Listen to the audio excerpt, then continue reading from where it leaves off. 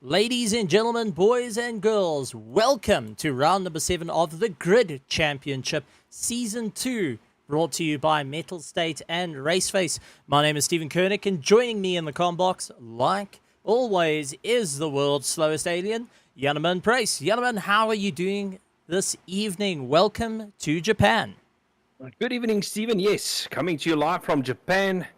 I'm actually looking forward to this. You know, Japan went Suzuka, one of those very iconic circuit. As I said before, figure 8 circuit. You don't get a lot of them on the calendar. So I think it's going to be some interesting stuff. Longer lap times. Opens up the strategy a little bit in terms of what you can do. Spread the cars out a little bit over the track. So really looking forward to tonight's racing. It's going to be absolutely tremendous. And we went out a little bit earlier today on the circuit, and I had my umbrella out because it is a bit rainy out there and the drivers are going to have to contend with it. And let's see how they're going to be able to manage their tires, and especially the puddles that do form up. And considering we're now in round number 7 of this 8-round championship, all is to play for. Let's actually take a look at the standings and what's happened.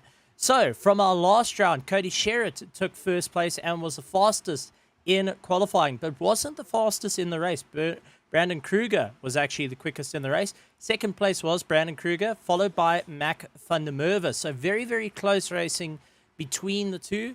And Mac van der Merwe just keeping on and hanging on to coattails at the moment. Take a look at the likes of the championship. Cody Sherritt in first place, followed by Bego Krobler, Philip Minnar, Mac van der Merwe in 4th place. 5th is Daniel Rowe. And you said in 6th place off stream that we have got a little bit of a tie with 168 points. Yeah, exactly. Daniel Rowe tied with Ryan Ottens on 168 points and Christian de Ploy on 164. So 5th, 6th and 7 in the championship, still very close. Now, we have heard just before the race, or before the stream started, Christian de Ploy will not race tonight due to load shedding, so that might give Ryan Ottens and Daniel Rowe a little bit of a break. And Brandon Kruger in 8th place, he's on 151. So if he can make it tonight, he'll also be looking at closing that gap on Christian de Ploy in the championship.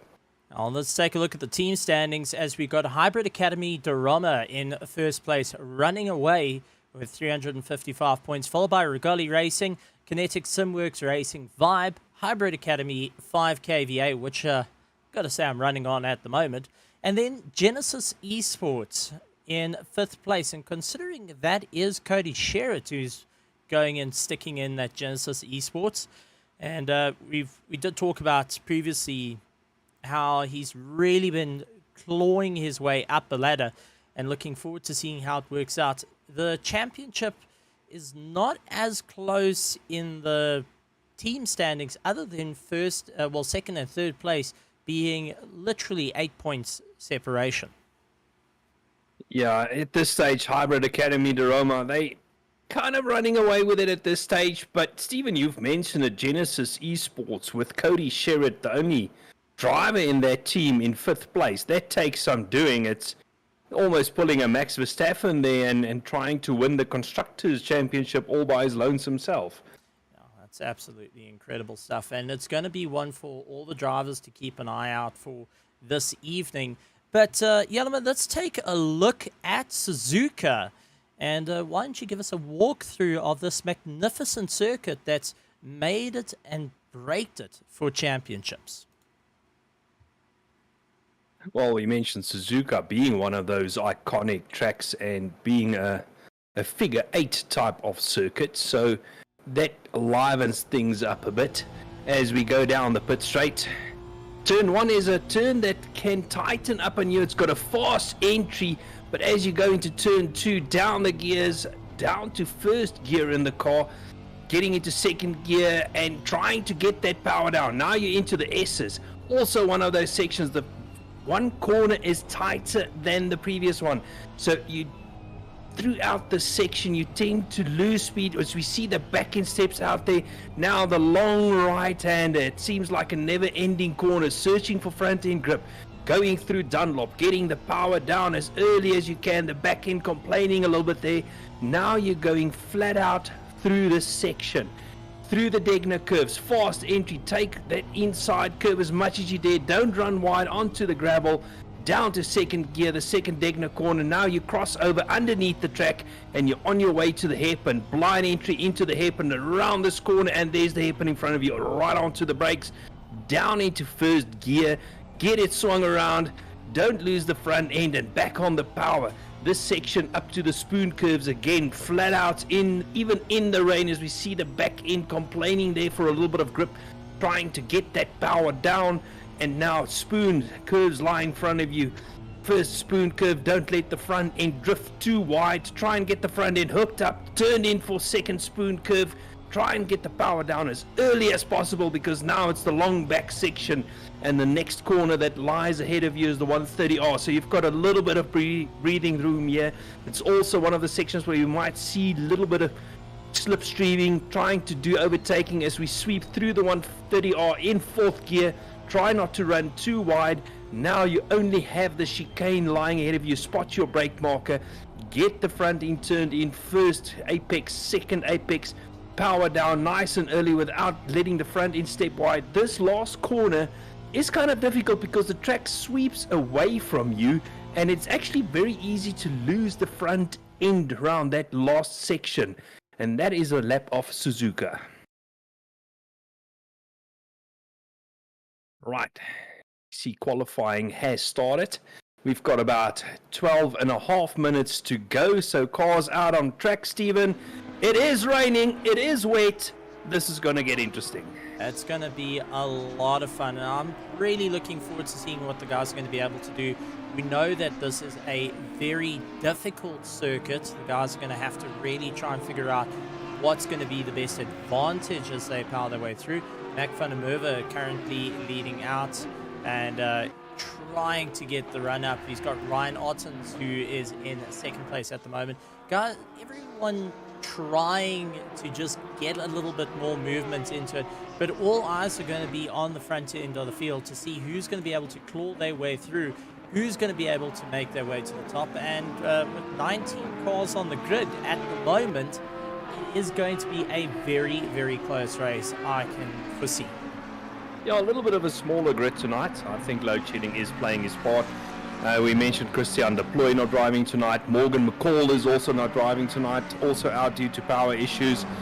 So a little bit of a smaller grid, but I still think we're going to have some pretty tight racing that's going to lie ahead in the next hour and 20 minutes. That's going to be some great stuff, and gonna really look forward to what the guys will be able to do. And I mean, there's a beautiful shot as you see Busma come by. You can see the rooster tail getting kicked up off the back of the car as he makes his way through, and that's going to be a telltale sign that everyone's going to have to deal with how difficult it's going to actually land up being during the race. And well, it's make it or break it time for all these drivers as we jump on board with the McLaren now making his way across the line. So far, Mac van der Merwe doing the fastest time of the 207, with Ryan Ottens trying to chase him down. Vega Corbler in third. This is going to be a very difficult race, and considering of how close we are in the championship and to the end, you've got to make it or break it. You've got to put everything out on the line, and well, there's no hanging back at this point. But we are coming to you out on Mettlestate, out on Twitch, so make sure that you hit the subscribe button, the notification icon, give it a little bit of love as well, as we've got a couple of guys joining in.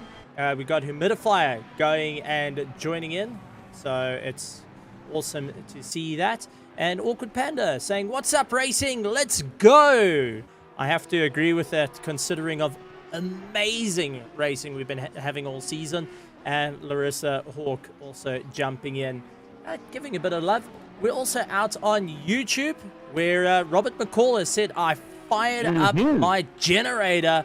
And so Morgan is there. So Morgan's going to be climbing in, and Robert's going and making sure that his kid can race. So it's good to see that, well, we're in for a very, very exciting time.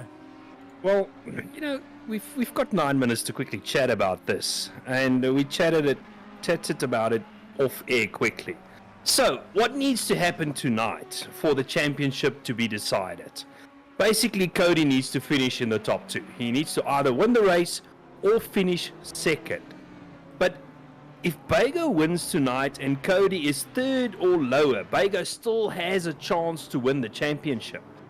And obviously, if Bago disconnects or Cody disconnects, if Bago disconnects, Cody will win the championship. But if Cody disconnects, the championship wide open.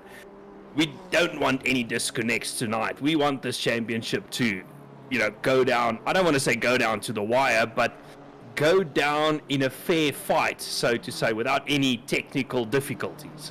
Well, we've seen last season, for season 1, the guys came right down to the wire for the championship, and it wouldn't be the first time that we've seen the championships come down to the wire in any form of competition, whether it be in racing, whether it be in first-person shooters, soccer, anything. It's always come down to the final moments where guys are clamoring on to figure out what they can do to just get one up on the competition.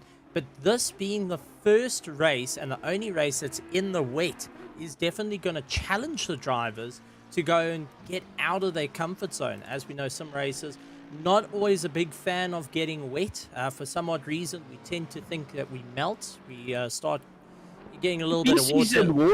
PCs and water don't work well together. Depends. It cools it down just enough. If you run a water-cooled PC, yes. But, Stephen, one thing I just want to also note, check the sim time there. 7 minutes past 5, which means that we're going to head into the dark. So darker conditions, rain. Dark and wetness. We've seen we've seen the darker conditions already earlier in the season, where the guys had to really go and stick it all together to make sure they can get their way to the top. But now having a bit of rain to play with the cars getting a little bit more rotation, you can see the rooster tails getting kicked off from the GT3s as they make their way around. This is going to change things up a bit and test the drivers to just really push as hard as they can, get out of that comfort zone. At the moment, Cody Sherritt done the best lap time, 206.6. Right behind him, Ryan Otten's doing a 206.8. He drops down. It's Bago Krobler that goes and does a 206.862. Ryan Otten's doing a 206.88, with Mac van der Merwe doing a 207.135. Daniel Rowe, 207.145, dropping down. He's going to get going. Morgan McCall in 6th place, 207.1 as his quickest time, of 207.14. Followed by Gideon Rayner, 207.172. So a lot of these guys really focusing on just trying to knuckle down where they can find the time, how hard do they need to push it, and where they really need to try and get a little bit more of a dig to close down on the rest of the field. I mean, absolutely. We mentioned it. There's only 2 races to go in this championship. So the championship is drawing to a close. Only tonight at Suzuka, and then next week at Laguna Seca. So, at this stage, we spoke about it earlier on in the championship, in the beginning parts, where you say, you're finding your feet, you're figuring out who you're racing. Now you know who you're racing. I mean, Cody Sherritt knows exactly who he's racing for this championship. And as for the rest of the field, all of them, Stephen, would have set themselves goals where they want to finish in the championship. They know exactly who they need to beat to achieve their goal. So now it's business time.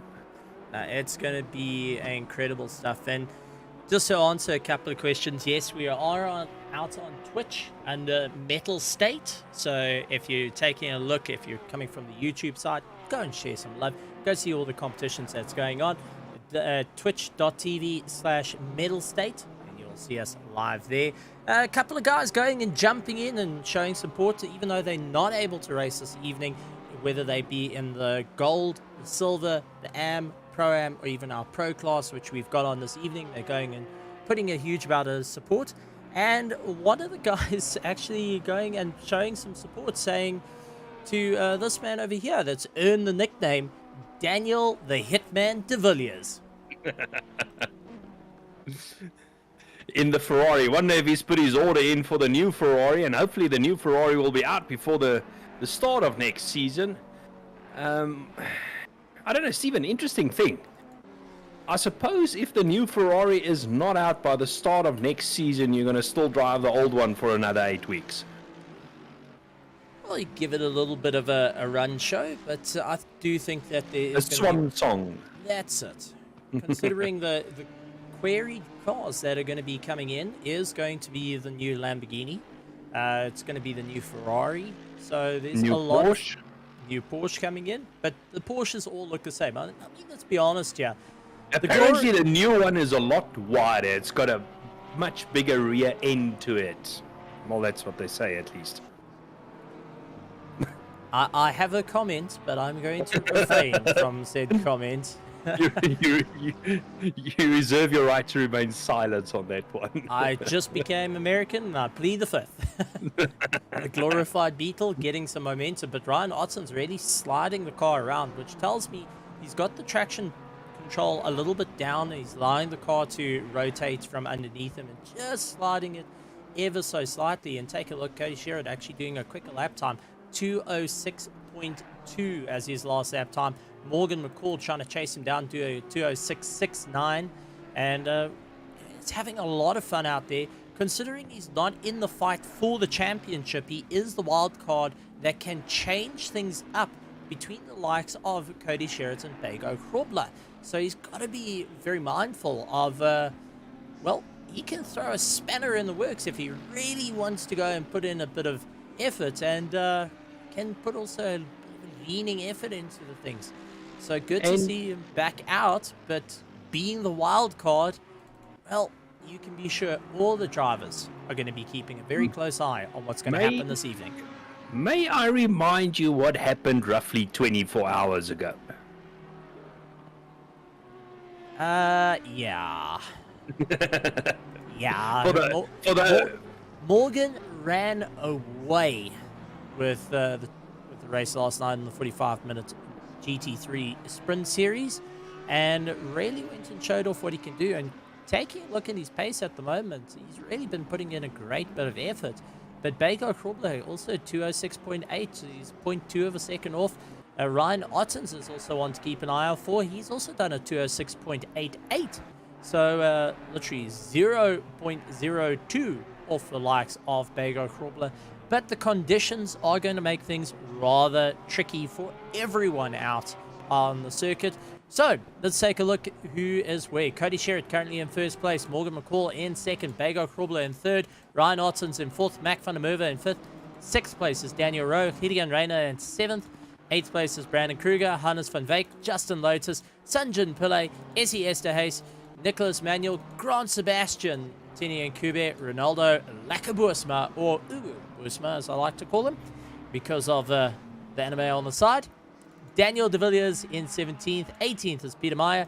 Dean Kabasa in 19th. And 20th place, who has not gone out and set a time, Andre Serradio.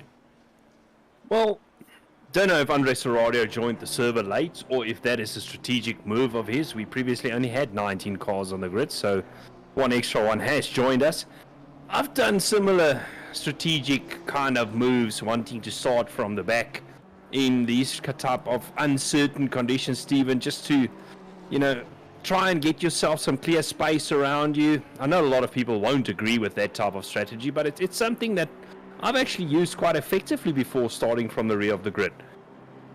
I think it's, well, not really a strategy. It's more on the lines of how brave are you to put it out on the line? And these pros are going to really stick it to one another. They're going to show off what they can do. And I'm really looking forward to this hour and 20-minute race because all the drivers taking a look at, we see as Hannes van Wyk, he's 0.4 up on his previous time, showing what the Aston Martin can do. He's trying to get himself out in 9th place, but every single one of the drivers have got the challenge to really close down on the rest of the field and make up as much points as possible for their team and for their driver standings. And this is where it comes into play, is you've got to put all the cards out on the table, leave nothing left in hand, and you've got to know that when you come across that line, you've done everything you could. I mean, absolutely good last lap from Hannes van Wyk. That moves him up into 6th place.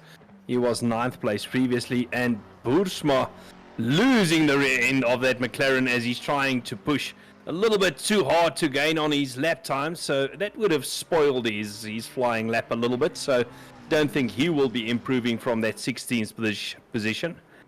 There used to be an anime, a very old one, where the guys drove an old Toyota.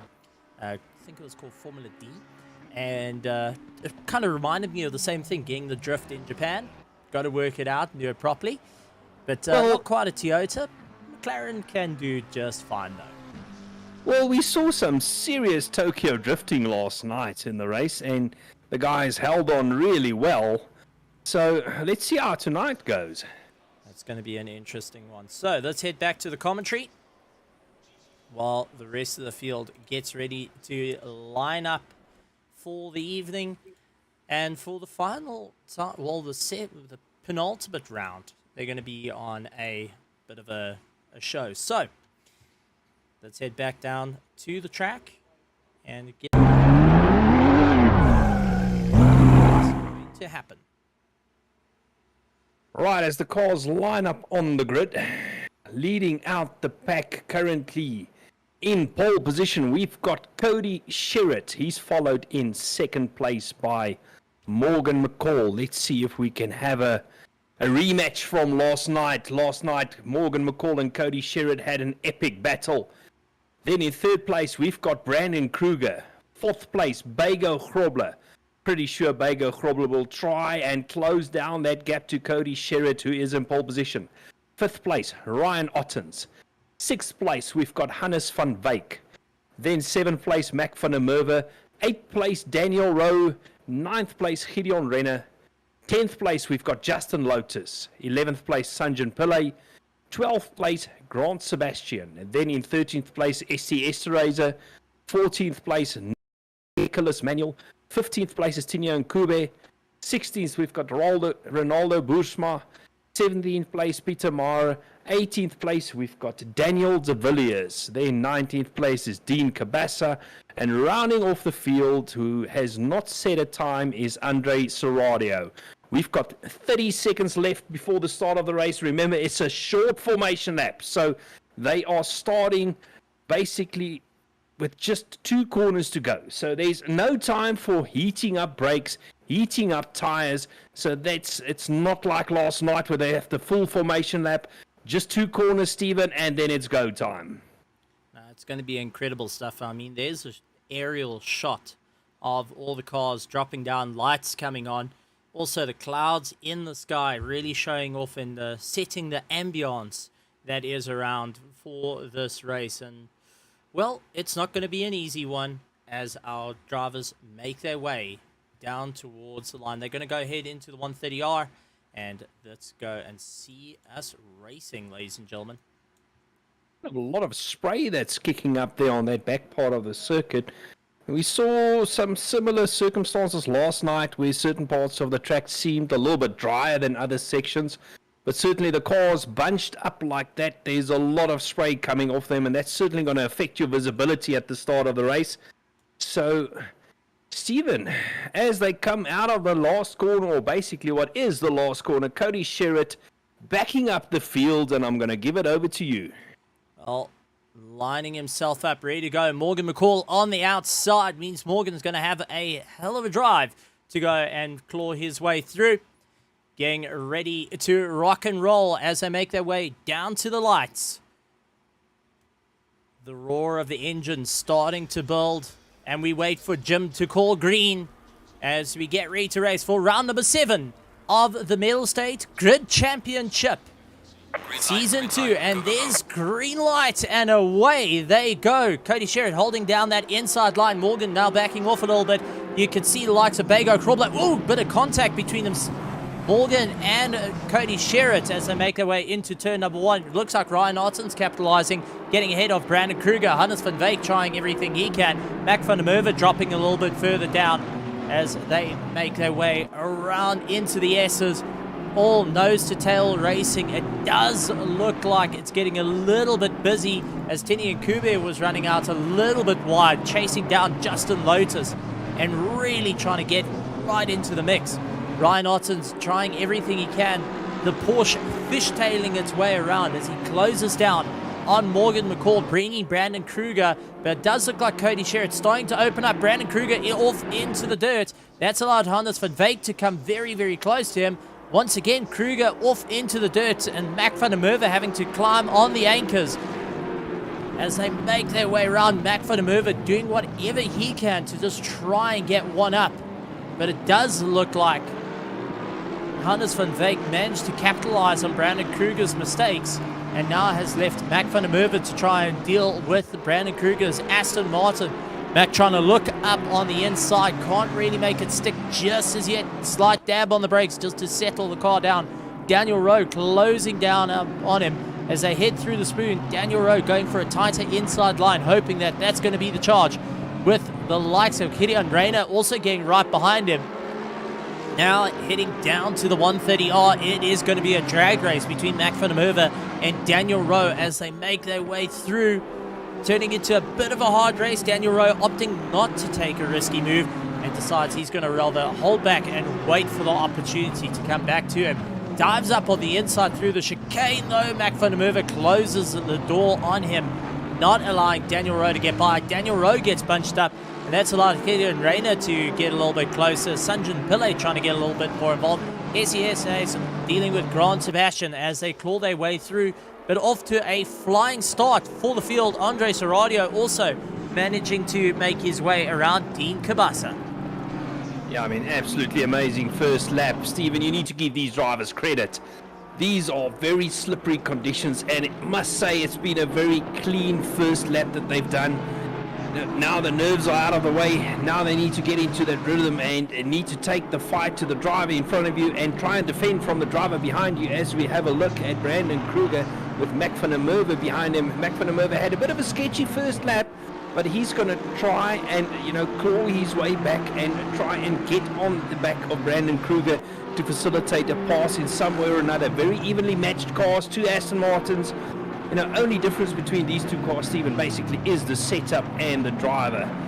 Different driving styles. Now Hannes van Wyk just capitalizing on a mistake a little bit further down. Mac van der Merwe has got Daniel Rowe clawing all over the back of him. Daniel trying to go for that inside line, but the Audi just having slightly more rotation underneath him as they get moving. But up at the front, Cody Sherritt has opened up a bit of a gap between himself and Morgan McCall. Ryan Otten's trying to close it down to the top 3, starting to get into their rhythm. But from 4th, 5th, 6th, and 7th place, the race is on. But a little bit even further down, Tini and Kube having to deal with Peter Meyer, who's trying to go up on the inside of him.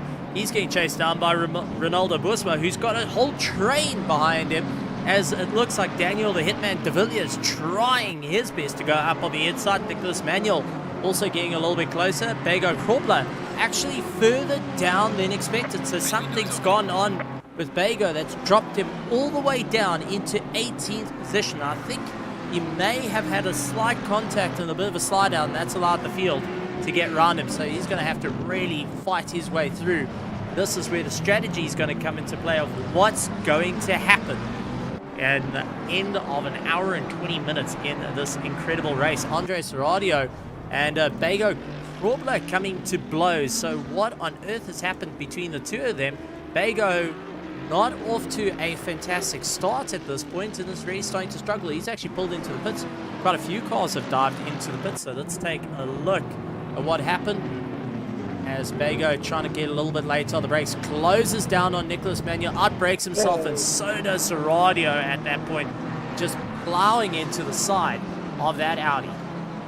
Yeah, a bit of an unfortunate incident that, and that's going to cost Bago certainly, you know, a lot of lap time as he decides to jump into the pits. And it's just something that I wanted to bring up actually just before that incident started. Early pit stops on a track like this where it is a long lap time, we're talking 2-minute plus lap times, a lot longer than what we had last week. So the early pit stop, Stephen, is certainly something that some of the drivers might use, and I think Bago was a bit forced to use that kind of strategy. I think that was an unplanned pit stop, just trying to get into that clear air and, you know, not being caught up in a whole heap of cars and just trying to optimize your lap times in such a manner. I'll take a look at Peter Meyer with McLaren just trying to get up on the inside of Ikube. I think at this point is if you're landing up in too much traffic, it's best to get that first pit stop out of the way. Start focusing on your second pit stop. You don't want to get caught up in too much carnage. And early punts like that, you really want to try and avoid. But in these conditions where you climb onto the anchors and all that the car wants to do is just keep going straight, absolutely understeers off the road. You can't do anything about it really, other than rely on the ABS or try and do a bit of Cadex braking. With Cadex braking, for anyone that isn't too familiar with it, is when you go and apply the brake and then you come off it and apply it back on. So you're manually creating ABS where the brake pads are clamping down and opening up continuously to just try and slow down the car and try and steer it in these hazardous conditions. I mean, absolutely. And at this stage, we just need to note, first and second in the championship, currently first in the championship, Cody Sherritt, he's leading out the way, and Bago Grobler, after his incident, is in 20th position. So Bago has got the world of work to do to try and close that gap down to Cody Sherritt and try and prevent Cody Sherritt from taking the championship this evening.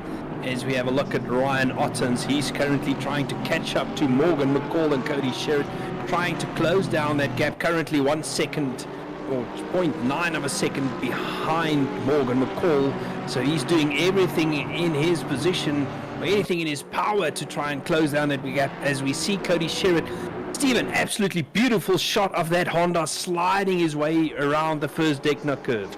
It's absolutely incredible stuff, and see a couple of cars coming out of pit lane. And one thing I want to bring up is about pit lane. You're exiting literally into the braking zone of turn 1.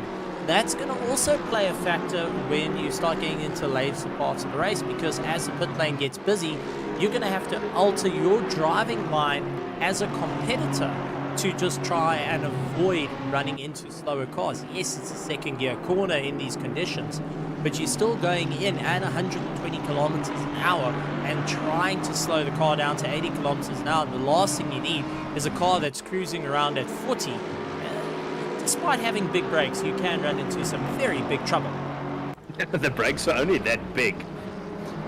But, you know, it is kind of a long pit exit as well. The run up to turn 1 is kind of a fair distance. So the car exiting a pit does have some time to get up to speed. But still, the car traveling down that pit straight is going to catch him at a rate of knots. And you just need, you know, the correct circumstances for them to be fighting for exactly the same piece of tarmac on that first corner. Well, this is where it's also going to get a bit interesting, as we see so far Cody Sherritt with the mid-engine Honda going and starting to open up the gap. Morgan McCall in the front engine that's got an inherent understeer to it, now trying to get away from the likes of Ryan Ottens. Ryan Ottens has turned up the pressure and deciding he's going to give it everything he's got. Remember, Ryan Ottens needs to maximize points for his championship, as he is in a little bit of a issue of, well, he's tied at the moment, so whatever points come to help, he needs to go for it. Where you got the likes of Brandon Kruger, who's done incredibly well. He came out of a fantastic last round number 6, and now dropping down into 5th place, is going to be considering what's his options to try and maximize his points for the championship. Seeing Hannes van Wyk sliding it around, how close do you want to be? Do you want to carry on applying the pressure, or are you going to land up in a world of hurt? Yeah, well, that's unfortunately, you know, a decision that you have to make, and you need to run with the decision you make. But now Ryan Ottens is closing right up on Morgan McCall. So, it's very different to what we saw last night. Last night, Morgan McCall was all over the back of Cody Sherritt. But tonight, maybe Cody learned from his mistakes. Maybe Cody did a couple of setup tweaks on that Honda. But Cody Sherritt is showing Morgan the legs at this stage.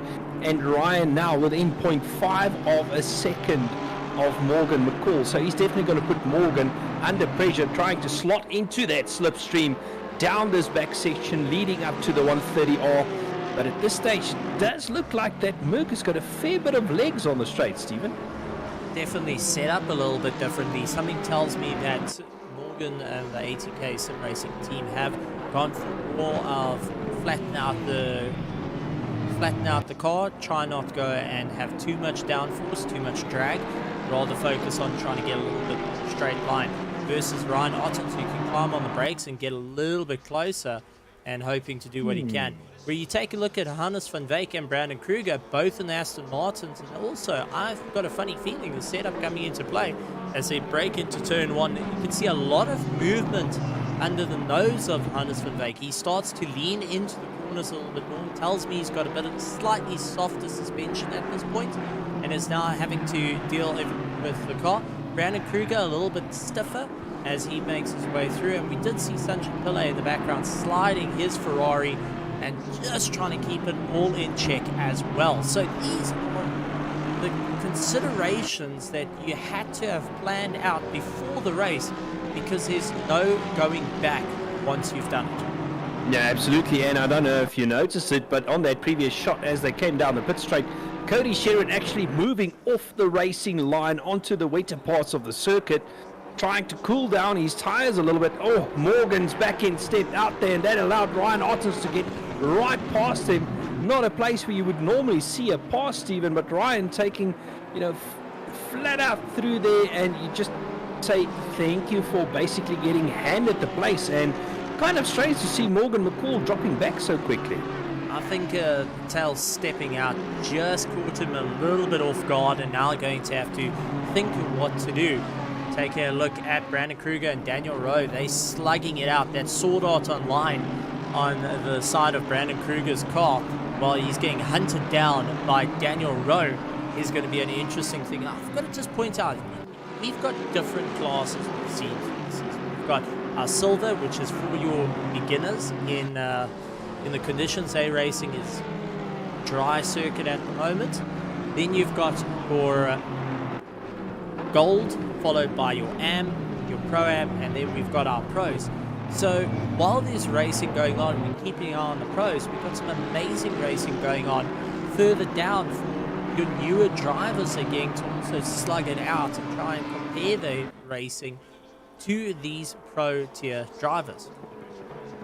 I mean, and it's, there's a lot of guys in the Pro-Am that are not that far off pro times. They might have, during the grading stage, just missed getting into the pro division by literally, a couple of points of a second. So some of them really aren't that far off, and the racing in the Pro-Am and even the gold and so forth division, they are pretty close racing, Stephen, because you've got very evenly matched drivers competing against each other. Well, I want to get into, while we've got an hour and 6 minutes, now we start thinking up the strategies. We've seen a couple of guys actually doing pit stops. We've got Justin Lotus, who is in 14th at the moment, who's actually completed one of his pit stops. His first guys have completed one of his pit stops. He's going to have to try and figure out, is that enough to try and get a little bit of a leap? You've got the likes of, Bago Forpo, who's a little bit further down. These are little things that guys are going to have to try and consider. What is the right strategy as the race goes on? What's going to be the way to move forward, and where are they going to be able to overcome? And just take a look, Daniel Rowe actually landing up with a problem. Daniel Rowe got quite a bit of damage on his car, actually, looking at that nose. So let's see if we can go back a little bit. But that BMW looking very, very second hand. Yeah, no, I think he maybe had an altercation with a wall, and the wall won. But just a wheel on the dirt, and the back end just stepped out. I mean, basically went on the grass and saw the wall. Just stepped the car out a little bit, and that's just absolutely broken the car. The steering column's going to be absolutely skewed, and it's a long drive back to the pits, and that changes your race as well. I mean, Daniel Rowe, who's also fighting out in the championship, now has to consider his whole pit stop has changed. Where he wanted to go has just changed, and also how much damage has been done to those tires as well. So he's got to take that into consideration. Grant Sebastian trying to go up on the inside of Gideon Rayner, managing to make it stick as he gets his foot absolutely planted side by side with that McLaren, not backing out of it. And it does look like Rayner trying to go up on the inside of him as well through the S's. And also, while this is going on, Tinian Kube is looking to get into the fight. A little bit of contact there, and that unfortunately McLaren drifting wide, but he kept it well under control, but that has allowed Tinian Kube to close right up onto the back of Grant Sebastian, but well recovered there by Grant Sebastian after that little bit of contact. Stephen, I don't know sometimes if I will have the same car control as these drivers do. It's absolutely incredible stuff, and Gideon Rayner, who actually got the slight contact and drifted out with the McLaren, now having to get stuck between the two teammates who are putting the pressure on him, becoming a bit of a sausage in the middle, and not quite where he wants to be at this point. Is going to feel both the pressure from behind and also trying to work his way forward. It does look like the BMs are a little bit more planted than the McLaren, but just not having the same straight line pace as they slug their way through. Daniel Rowe, before going and meeting his ends with the wall, was actually the fastest car out on circuit with a 207.1 and very close into the 206s. Now exiting pits, he's going to have to try and work his way back up through the field. Yeah, very unfortunate that, an accident like that, you mentioned it earlier on, that changes your whole strategy. And we were chatting about strategy a little bit earlier on. And for me personally, Stephen, in a type of race like this, it's a case of kind of monitoring your lap times to see where your lap times start going off. But I think we need to hop back to Tinian Kube. He is right on the back of Arena. He's trying to have a look on the inside. Nope, he's going to decide against it. Not close enough as they go through the first two corners.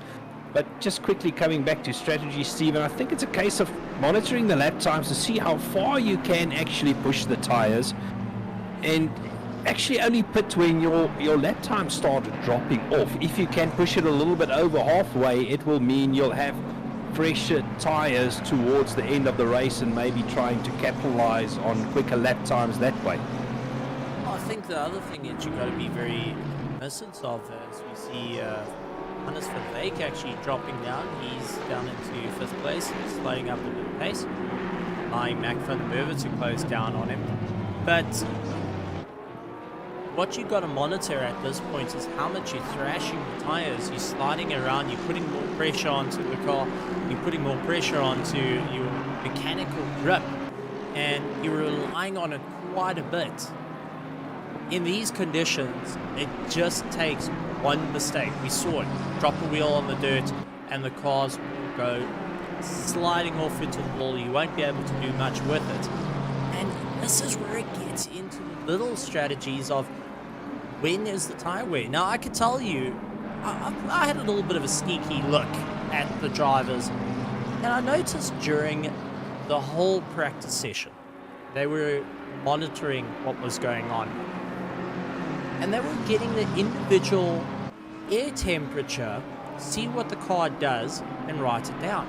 And they started actually setting up what the track temperature and the air temperature is, what could happen in the session. They started preempting, trying to figure out what's going to be the most useful to move forward.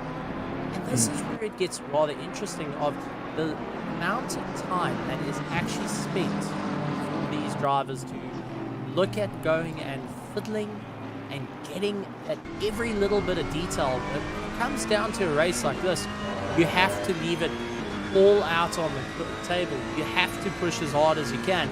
And for the honors of the Mettlestate Season 2, the Grid Championship, you've got to really know where to sling it out, where you're going to push, and to walk away with the honors, you're going to have to give it your all. At the moment, Cody Sherritt, if he maintains his pace, has a possibility to actually win the championship. Bago Krobler going very, very slow, though.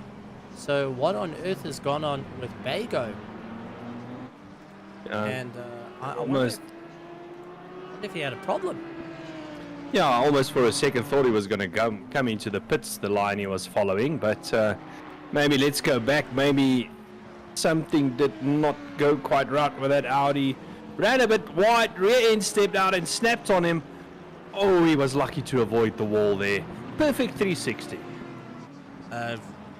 Just kind of, I've done it. I'm a professional. I know what I'm doing. And take a deep breath afterwards, because that was incredibly close for the Audi driver. And Bago, who's been having a difficult time. Daniel De Villiers actually also landing up with a problem as we rejoin. So let's try and take a look at what happened to Daniel De Villiers. And it looks like he had contact with Ronaldo Boersma as they make their way around. So lands off into the dirt, comes back, rejoins. Boersma trying to go up on the inside. Oh! Boersma just going and tapping the rear of the Hitman. And, well, the agent has been eliminated, ladies and gentlemen. The agent has been eliminated. Agent down. Agent is down. So But, not quite what he wanted to have, but we've all played a certain game that's it's called the Hitman, and well, unfortunately he was didn't quite pass the mission. Come back next time. Right. Let's go back to the battle between Gideon Renner and Tino Nkube. And Nkube has been sitting behind Renner now for a while, but up to date, not really making that big of an impact. Gideon Renner, he's after Grand Sebastian, only 0.3 of a second behind. So, the gap between these three cars are less than a second. So, Gideon Renner, he's playing piggy in the middle. And I think it's a position that he, certainly wishes to get out of. Well, he's got Grand Sebastian, who's becoming a bit of a brick wall in front of him. And just looking at the times, Tini Nkube, actually his last lap time was a 2:09 dead, while Gideon Reina was doing a 2:09.3 and Grand Sebastian a 2:09.2.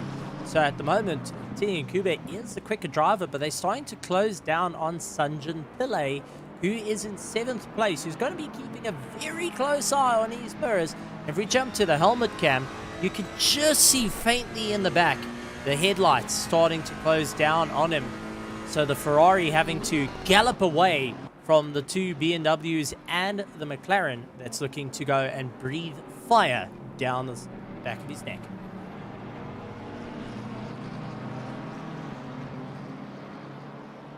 As our drivers push their way forward, Cody Sherritt still up in first place, trying to keep it all together. Ryan Otson starting to close down, 1.3 seconds. Morgan McCall in third place.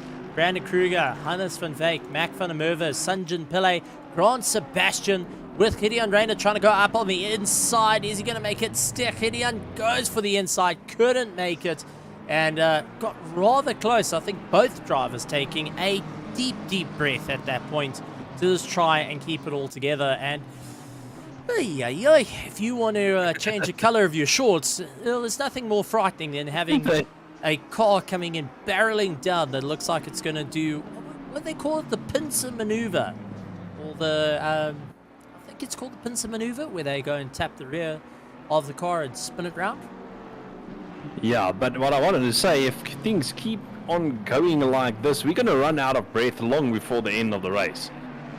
This is absolutely incredible stuff, and while everyone at the front seems to be getting a rhythm, these three are just slugging it out. Tini Nkube, who is on a hard push at the moment, does look like Gideon Renner was a little bit faster. Last lap time 209.032. He is quicker than Grand Sebastian and the likes of Tini Nkube. Nkube was actually the slowest between the three on that last round and has dialed it up. But something tells me they've turned the traction control down a little bit more, because all three cars are starting to do the same thing. They're starting to get that aero wash sliding around, hurting the tires, and now closing onto the back of Sanjin Pillay, who's not quite galloping away as much as he wanted to. Looks like it was Grand Sebastian running a little bit wide out of the hairpin there. But Stephen, just coming back to your previous point, the question is, how much is that going to hurt their tires running in that aero wash and possibly, as you said, running lower traction control settings? How much? Oh, Renault running wide now. So coming back to the point again, how much is this hurting their tires, this little battle that's going on here? Well, I think it's taking a major risk at this point. You've got to try and, well, maintain a pace, get into a rhythm, and not focus too hard on the charge, but try and figure out what's going to be the best way to move forward. As we see Kilian Reiner trying to go through the 130R a little bit too quick and running out very wide. That's slowly but surely going to start racking up what we've seen in the season, drive-through penalties, where guys have gone and used up too much track limits. It's one thing all the drivers have to be aware of. Doesn't matter if you're in first or in last place at the moment. You're going to have to try and keep it all together. Taking a look at the pit stops, though, Justin Lotus only went in for a splash and dash, 5.7 when he stopped in the box, so 5.7 seconds.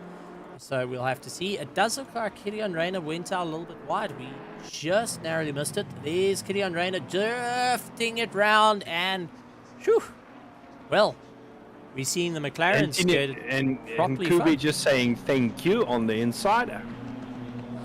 You go flash the hazards. Thanks very much, buddy. Hey, well done for keeping it out there. Vin Petrol will be rather happy for that one.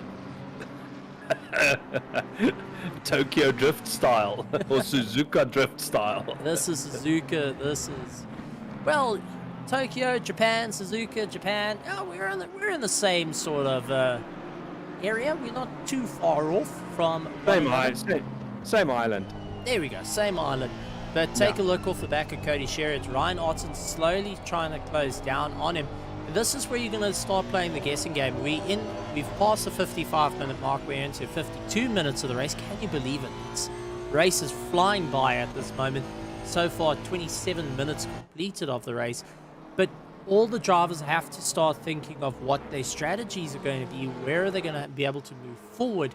How can they go and get one up on one another? And, well, when are you going to splash and dash, and if you're going to change tires? Oh, Cody Sherritt just sliding the Honda around. You can hear he was actually off the power and just allowing the rear to rotate underneath him, which has given him a bit of drive to pull away from Ryan Ottens as they make their way onto the straight. But Ryan Ottens slowly trying to claw down on that back straight.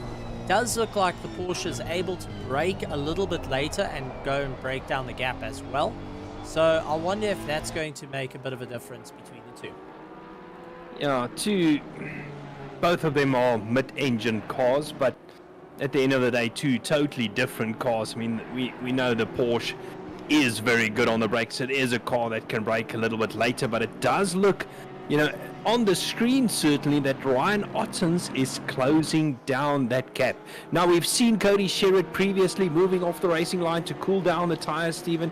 We've spoken about strategy. Is it a case of Cody maybe being or starting to struggle? Ryan Ottens now only 0.4 of a second behind. So he is definitely closing down on Cody Sherritt, and I think it's going to be within the next lap or so. He's seriously going to get or try and get past Cody Sherritt, because look at under braking, how much closer that Porsche gets to the Honda. So definitely two very different cars in terms of how they're handling at the moment. That's absolutely incredible stuff. And as we jump on board in the Porsche, down into fourth, down into third, just trying to carry the momentum, lip of the throttle just as he makes his way through the spoon, and keeping right onto the back of Cody Sherritt. You could see the minute movements happening in that car as they try and slug their way around. But this is what we're keeping an eye out for, with the likes of Cody Sherritt, who's heading into 130R, keeping it absolutely planted down into fourth gear, just trying to carry the momentum through. But you can see in that rearview mirror, He's got the likes of Ryan Ottens just hunting him down at this point. Ryan Ottens trying to go into the inside, trying to battle their way around, and it is turning into a bit of a fight. Morgan McCall's dealing with Brandon Kruger a little bit in the background, but Ryan Ottens is in the tow, pulling himself along. Cody Sherritt going for the deep inside line, trying to move back to center to force likes of Ryan Ottens to go out wide as they make their way into turn one, hard onto the brakes, but Cody Sherritt not making it easy for Ryan Ottens at this point. Yeah, I mean, the last lap, Ryan Ottens was 0.7 of a second quicker than Cody Sherritt. So that's some serious difference in lap time. Yes, I know Cody Sherritt had to do some defending there, but that's still, Stephen, a good difference in lap time there. As we now have a look at Brandon Kruger and his fight with Morgan McCall, he's starting to put Morgan under some serious pressure there. A lot of different... Oh, Morgan actually running wide there, and that has allowed Brandon Kruger to make his way past. That was a bit interesting.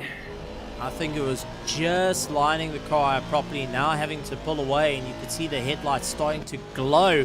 But Hannes van Wyk with a drive-through penalty, and first of our drive-through penalties, and I think that's going to be for track limits. But it does look like Morgan actually trying to go a little bit deeper on the brakes. That did not help him. Brandon Kruger is able to get on the power and start pulling away, but the V8 Aston Martin absolutely swung at this moment, pulling away.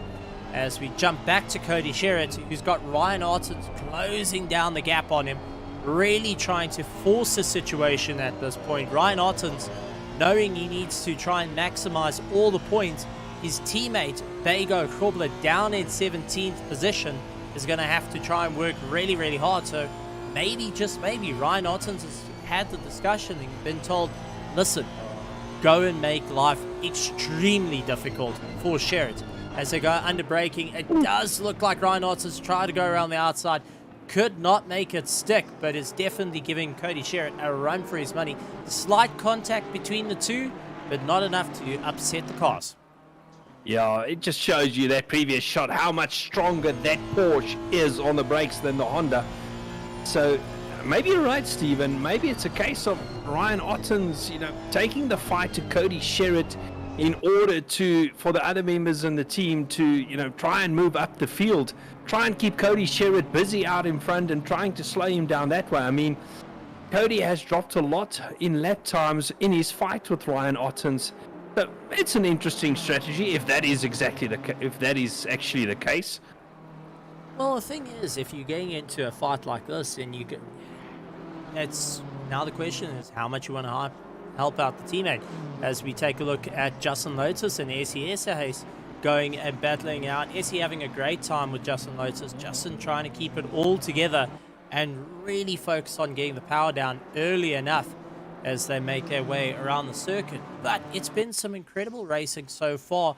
But take a look how dark it's starting to become at 6:30 in the evening in some time, and also the rain starting to create some puddles out on circuit, making the conditions even more challenging for our drivers as we head back up to Cody Sherritt, who is still in a fight for his life with Ryan Ottens. Remember, they still got 2 mandatory pit stops. They have to do those pit stops, otherwise they suffer the wrath of 1, running out of fuel, and 2, the stewards coming down like a ton of bricks. Yeah, they tend to frown quite heavily, upon it if you don't complete your mandatory pit stops. I don't know, Ryan, Cody. I think it's. I don't know if we're talking about strategy. I don't know if they delta watching. Very difficult to delta watch in a battle when you're in a battle like this. But what I mean by delta watching, you try and calculate when are your tires wearing off. You obviously feel it in the car, but Ryan Otten in the pits, so he's decided he's going to try and undercut Cody Sherritt, maybe. Well, that's just given enough for Brandon Kruger to actually close down the gap. He's 0.8, heading into 1 second behind. So while Cody Sherritt was in a fight, Brandon Kruger started closing down the gap, and so has Morgan McCall. And that's also going to change things up as the race continues. We've got 2 retirements, though. We've gone down to 18 cars out on circuit at the moment. So a couple of guys running into mechanical failures. But as we jump on board with Tini and Kube, we can see the rain just not coming into the favor. He's actually chasing down Grant Sebastian. You can see the spray getting kicked up by his teammate and having to just battle his way through it. And let's be honest here, if you start running a higher graphics system in terms of your computer, that rain becoming more and more realistic means that you can see absolutely less when you close down.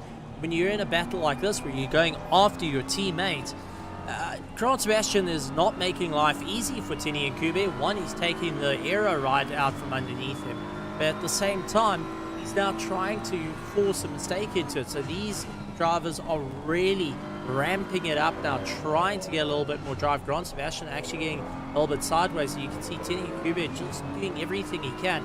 Slight lights up on the dash you'll see on the left and the right. It's actually to tell you when the traction control engages, and the yellow is under ABS to try and slow it down. So the green is traction, the yellow is ABS, and you can see how the car is utilizing that going into these tighter corners, and it's making life extremely difficult for the drivers, because sometimes your traction control and your ABS can be rather, well, it can get in the way quite a bit. Intrusive, yeah. That's it. It's rather intrusive, and you land up with the computers trying to drive the car instead of the driver. In the case of Grant Sebastian, who doesn't want that to happen right at the moment, because he's trying to pull Tini and Kube along. They're running similar lap times, and they're going after Sanjit Pillay. If we go down to Ronaldo Busma, who's part of the McLarens, he's got Gideon Reina behind him and is really on a hot charge himself. So doing a little bit of homework on the McLarens to just try and get these cars settled and get them sorted out. They have been a very difficult machine to go and deal with, and well, it's not going to be an easy one, as we see the likes of Cody Sherritt has got Brandon Kruger all over him. So Cody Sherritt starting to slow up a little bit. Brandon Kruger now getting into play, and similar to what we saw in the previous race where Cody Sherritt managed to just beat out Brandon Kruger, but Brandon was keeping hot on the heels of our driver. Yeah, I think Cody is struggling at this stage a little bit. I won't be surprised if Cody pits within the next lap or so. You know, it's almost at that halfway mark where you can try and split the race into two halves in terms of tires if you do decide to take tires. But Cody has taken well, it's either one of two things. Either Cody has slowed down a little bit, or the rest of the field has gotten quicker. So, but Brandon Kruger now only 0.7 of a second behind. We saw Ryan Ottens previously putting the pressure on Cody Sherritt. Now it's Brandon Kruger's turn. Morgan McCall is 3 seconds down the road. You know, I think he's just at this stage maybe biding his time a little bit to see what's going to happen out in front. Brandon Kruger's not going to hold back. He's going to try either get past Cody or undercut him in a pit stop. As we take a look at Daniel De Villiers, he's sliding the Ferrari under braking, just battling to keep that car in check.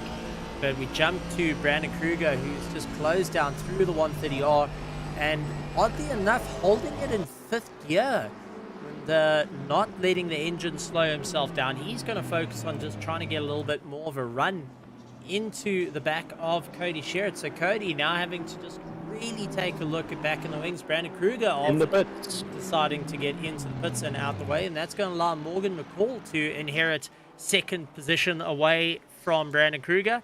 But I just want to also take a look at our wins and losers so far. 41 minutes and 22 seconds into the race.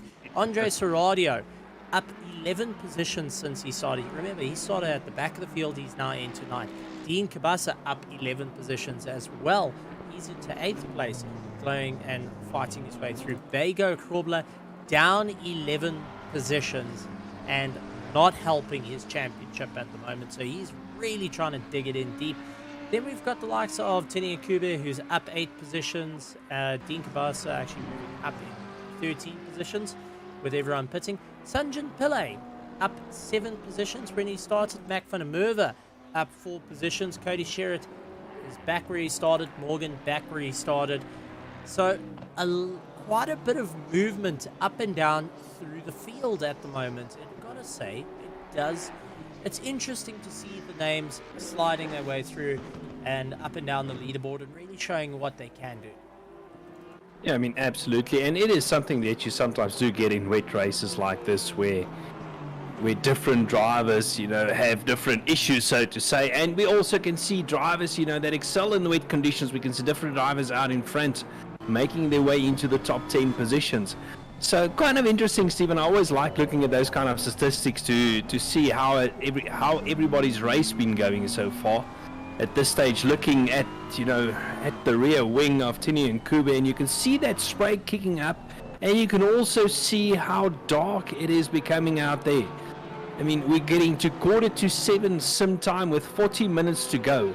Now, Stephen, I did a couple of laps on the practice server the other evening, and there was a time in the practice server where, with the rain out on track, your headlights did not actually mean all that much. There was not much difference if you turned them on, or if they remained off. So you've got candles in the wind, essentially, or MGB or old alpha headlights, where it was, it was a suggestion to turn them on. As we see Morgan McCall starting to close down. That's Peter Meyer, who's one of the back markers. He's going to have to try and get around before he can get closer to Cody Sherritt. But, candles in the wind, and you've got to try and keep it all together. Where it all ends up, well, nobody knows, other than as you mentioned previously, you've got to feel it out. It comes to muscle memory. You've got to feel where the curbs are. And I could say in our case, we felt where the left wall is and the right wall is, and, the guys weren't very happy when we got the cars back to the pits.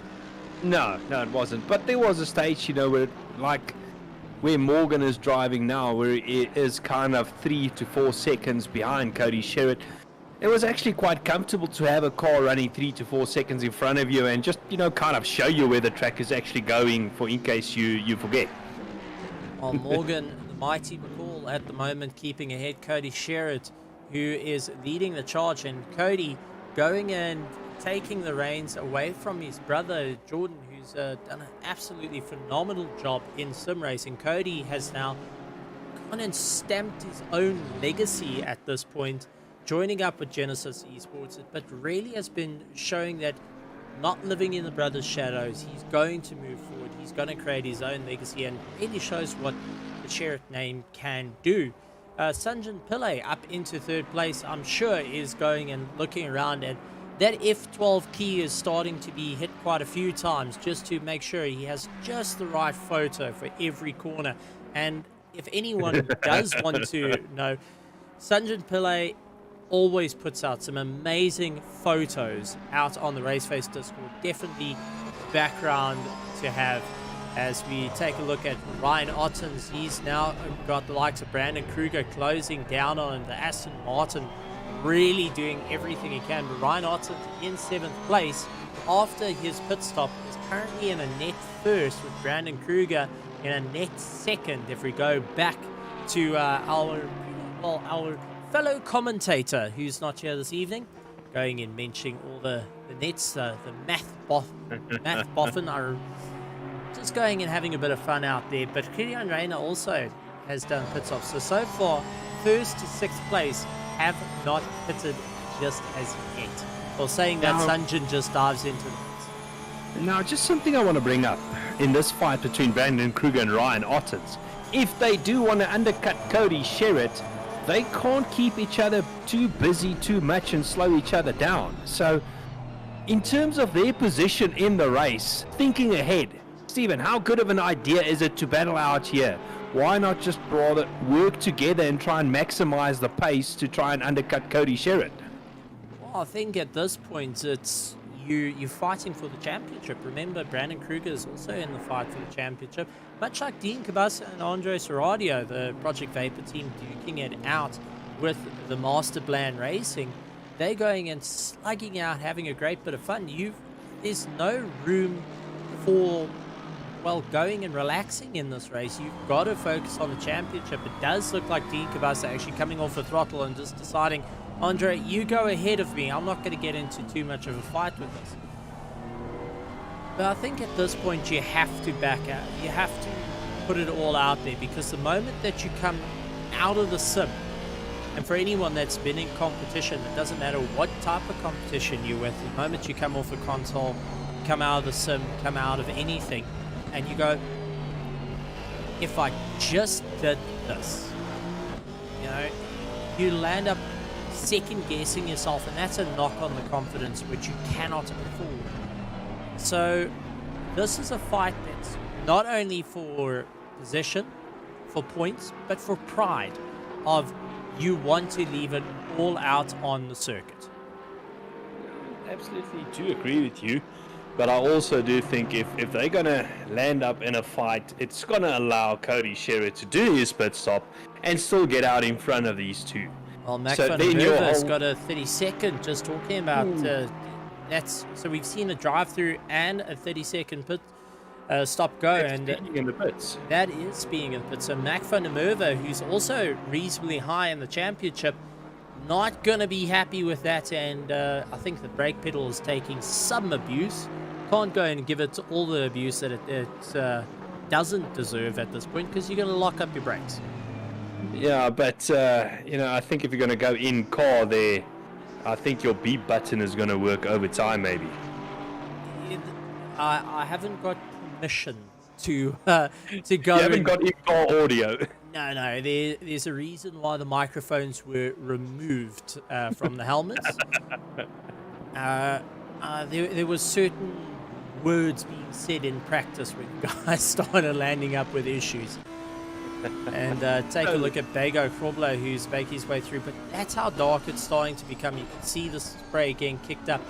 But Bago, who has dropped way down the field, he's into 8th place and just trying to keep up the momentum at this point and focus on the charge to just try and close in. And the championship seemingly slipping from his fingers. He's going to have to really knuckle down, and well, hope Murphy is there waiting in the pits to throw a spanner in the works for his championship rivals.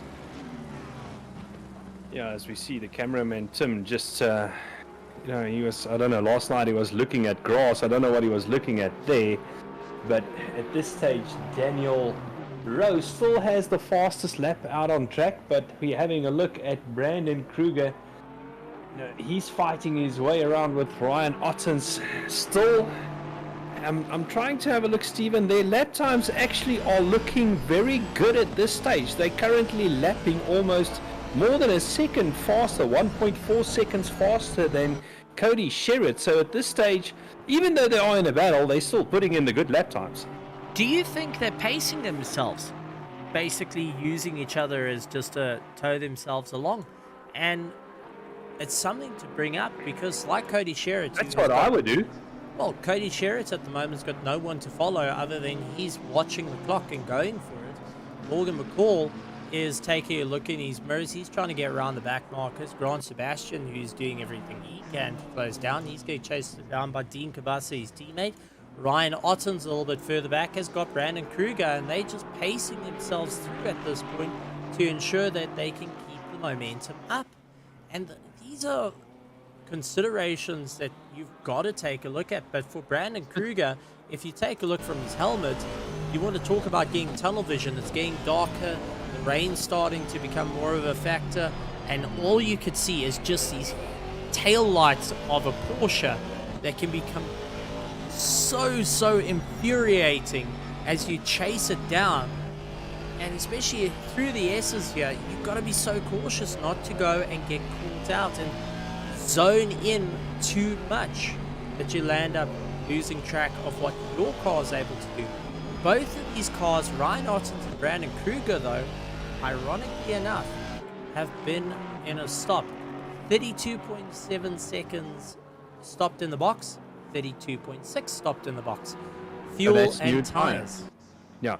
So basically what my strategy currently would be with these two drivers, Ryan Ottens and Brandon Kruger, both of them are trying to undercut Cody Sherritt. So I would go about it trying to undercut Cody Sherritt first, because that's one position gained.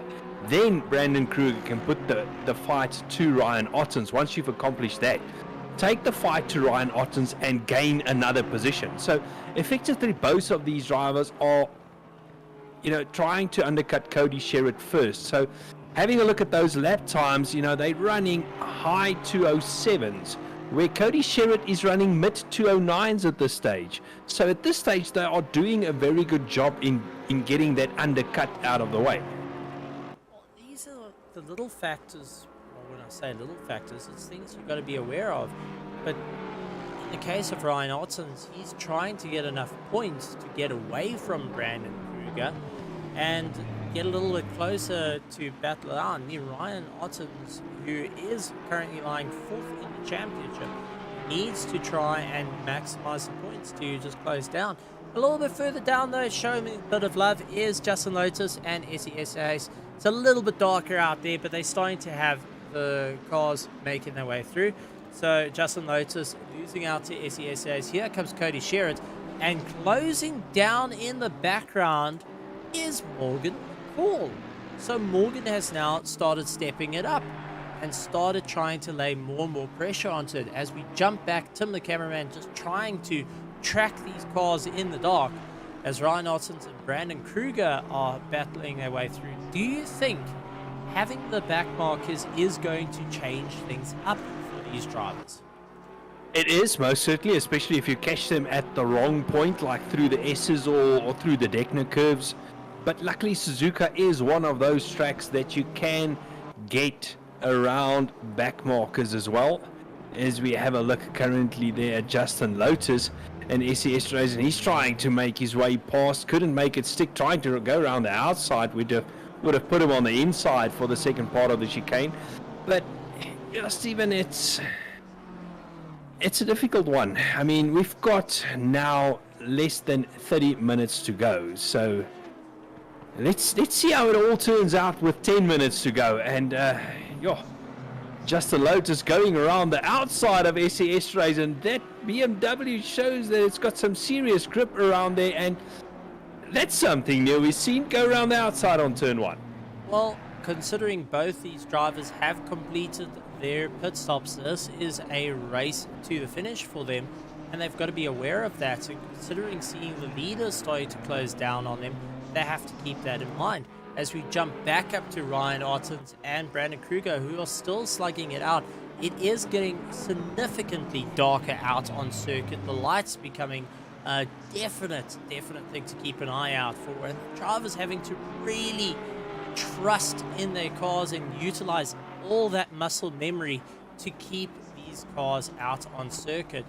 But it's not turning into an easy race. It doesn't matter where you are in the field at this point. You've got one heck of a race down to the line. Bego Krobler, who's in 15th place, is trying to make his way past Andre Serradio and managing to get around the Project Vapor, but is just seeing that he's been passed by his championship rivals must be rather infuriating. And knowing where you were to where you are now, losing out, you lost 10 positions.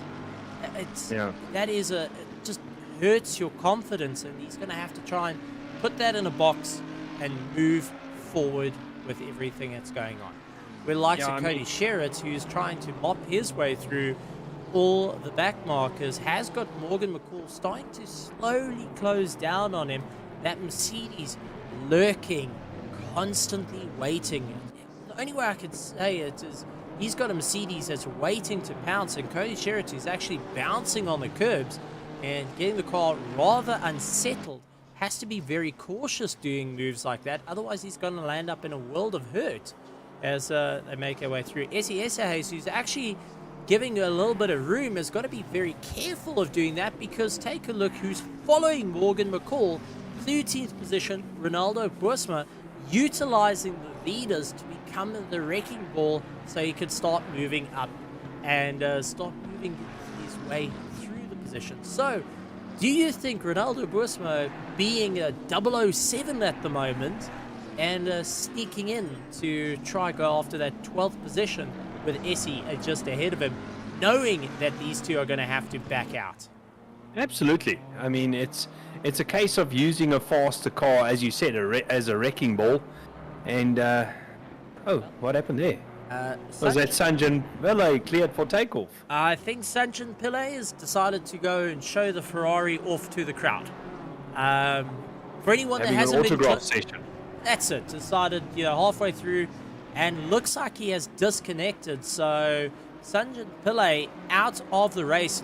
Unfortunately, another car getting dropped out. It does look like Morgan McCall's actually given a bit of the room to the likes of Ronaldo Busway. We're going to go back about 30 seconds because Ronaldo, who is a blue flag, now chasing onto the back of Morgan.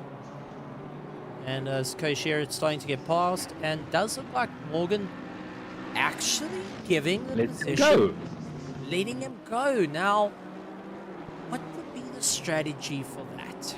Would it be seeing that Ronaldo's got a little bit of pace underneath him? He's going to focus on getting the drive and utilize Ronaldo to get in the substitution to close down to Cody? Here's an interesting one for you. I'm starting to do maths. Not that I'm very good at it, but we've got 24 and a half minutes to go. Do you think that Cody Sherritt and Morgan McCall, I mean, currently Cody Sherritt is doing 2:0:10s, Morgan McCall is doing 2:09s, but with less than, as I say that, Morgan McCall dives into the pits, but it still doesn't change what I wanted to say. Do you think Cody Sherritt and maybe Morgan McCall, they're going to go to the end on the same set of tyres, where we know Ryan Ottens and Brandon Kruger did take on new tyres in their pit stop? I think so. I think they're going to try and push it all the way through. That might be why Morgan, lets, what was it, Boersma past. He's just allowing Ronaldo Boersma to get by. And Cody Sherritt, now having to do 2 pit stops, is going to have to react to the likes of Morgan McCall. He's not going to have an easy run for that one. Yeah, if Cody's going to take tyres, Ryan Ottens and Brandon Kruger have undercut him because they've consistently put in those 2:07s, lapping 2 seconds, up to 2 seconds a lap faster than him. So I'm almost at the point where I wanted to say it is too late for Cody to take new tyres. Yes, Bertus, Hugo, you are saying the same thing. Too late to take new tyres now. Well, Bertus, the Ferrari engineer, he originally, for anyone that hasn't met Bertus before, if you watched F1 last season, he had this type of afro top on his hair, and made some that's his Italian name. That's his Italian name he goes by. It's an alias other than Bertus Hugo. So just want to check out there. But also, I mean, going onto the chat on the Twitch side, the guys are really showing in some great interest into these drivers, and a couple of drivers going and saying that Daniel De Villiers are a bit caught out to, and unfortunately De Villiers landed up getting twisted round. So, I mean, these are the exciting things for all the spectators, having to enjoy themselves, getting to be a part of it, and, well, it's going to be an incredible run to the line. Cody Sherritt still got 2 pit stops to go. Morgan didn't take tyres. Morgan only took a splash and dash. He's got 1 pit stop to go. Grant Sebastian in 3rd place has got 2 pit stops to go. Dean Kabasa, Ryan Otten's got 1 pit stop. Brandon Kruger's got 1 pit stop. Kilian Reina, Tini Akube, and Daniel Rowe all with 1 pit stop. Bego Krobler, who's sitting 2nd in the championship, is not going to be liking where he is at the moment. He's chasing down Boersma as hard as possible. Boersma actually going after SESAs. I mean, this is how close they are, where he's utilized the front runners to give Essie a run for their money, trying to go around the outside as we jumping on board, and you can see the frantic movements of that steering wheel, just trying everything he can to get past that Honda. But getting back to it, championships on the line here, and it's not looking good for Bego Krobler, because even his 2nd position is in dire risk at the moment. Going into the final race next week, well, you want to take as much advantage as possible, otherwise you're going to land up a little bit further down. If Cody Sherritt can hold the pace at the moment, he will be able to take the championship for the Mettlestate Grid Championship, but 2nd place, it will still be wide open for drivers to move forward. Well, looking at Bego Krobler in 2nd place, he's on 187. Philip Minor is in 3rd place on 181. Philip Minor, I don't see on track. No. Then Matt van der Merwe in 4th place on 171, and then we've got Ryan Ottens on 168. So, first place at this stage in the championship might, at this stage, anything can happen, might be said and done. But I'm going to say 2nd, 3rd, 4th, 5th, 6th, 7th, they by no means done and dusted yet. No, it's going to be a hard race right to the end, and it's not going to be an easy one considering we still got 20 minutes left of this race. The fatigue starting to kick in for these drivers, the mental fatigue, the likes of build-up of lactic acid in the legs, the arms, your eyes really taking some strain. And racing in the dark is never an easy thing because of naturally how your eyes perceive light. And to have a flickering screen, I mean, you're talking about milliseconds of flickering that your eyes are having to just contend with. So the guys' eyes must be burning in their heads at the moment, and getting tied into battles like this where Bego Krobler's actually caught up to the likes of SES and Ronaldo Bosma, and it's keeping it's going to be risky. Bego catching up right to the back there. Well, what I wanted to say, if Esterhazy and Bosma are going to go side by side through corners, that's going to allow Bego to catch right up to the back of them, which he did. Now it's a 3-horse race with Esterhazy stuck in the middle of this battle, and Bego having a little look on the outside there. So things are going to get interesting fairly quickly. It does look like Bosma has opened up a little bit of a gap. So the fact that Bego Grobler is keeping Esterhazy busy has allowed Ronaldo Bosma to pull away a little bit. He's now 1.5 seconds up the road. I think Bego is going to try and dispatch Esterhazy as quickly as he can to set his sights on Ronaldo Bosma. I think you're absolutely right, and a couple of people are going and making comments about Talladega Nights. For anyone that hasn't seen the movie, it's worth going and watching. But I'm also going to put it there because Bego Grobler has been told by his team, shake and bake, and is going after the charge. So let's see what he's... You want to go now quickly? Question? Yeah, that's it. Put your foot to the floor. On going the up inside, 130. Oh, there we go. And Essie just having to back out of it. Bego with that Audi making it stick. And it now needs to get onto the power. So into 12th place, focusing on the charge. And it is going to be a rough one right the way through. It's not going to be an easy race for any of these drivers. Does look like Essie actually slowing up a little bit. Goes to the inside line. As we jump back up to Ryan Ottens, so we see Brandon Kruger, the headlights just only becoming aglow, along with that red LED in the grill, just going and keeping an eye on the Hybrid Academy driver, figuring out what's going to be the right opportunity to get by. Both cars looking a bit squeamish into 130R, just slightly upset under braking, and just trying to slam it down the gears over the curbs. And you can hear actually coasting their way through the little chicane before getting back onto the power. They're not wanting to push it too hard at the moment. Daniel, the Hitman de Villiers, who is in 15th place, opening up the gap to Mac van der Merwe. I mean, Mac has also been part of guys fighting for a championship. Now having to see right behind him the likes of Ryan Ottens and the likes of Brandon Kruger. So Daniel, the Hitman de Villiers, is about to run into a difficult task of getting out of the way or moving away from the likes of these two. But Ryan Ottens and Brandon Kruger have been running 208 207s, or low 208s, high 207s, where Morgan McCall's been doing 210s and Cody Sherritt's been doing 210s. Maybe putting the extra tires on has benefited them to try and close down the gap on their competitors, and utilizing the toe of one another, able to push a little bit harder. The KSR Prison team and the Hybrid Academy driver slugging it out and now having to get past Daniel, the Hitman de Villiers. So let's see if Daniel is going to be locked and loaded, ready to put a target on these two, or if he's going to let the victims run away. As Ryan Otten flashing his light, saying, listen, you got to move out the way, buddy. You got to give me some room. I've got Brandon Kruger all over me, heading into the spoon, tries to go to the inside, does look like De Villiers gets a little bit upset through the corner, and that has slowed up the likes of Ryan Ottens ever so slightly. That's allowed Brandon Kruger to get into the toe, heading into the 130R. And Brandon Kruger going to try look on the inside, gets pushed out wide. He's going to go on the grass. Oh, that got interesting very quickly.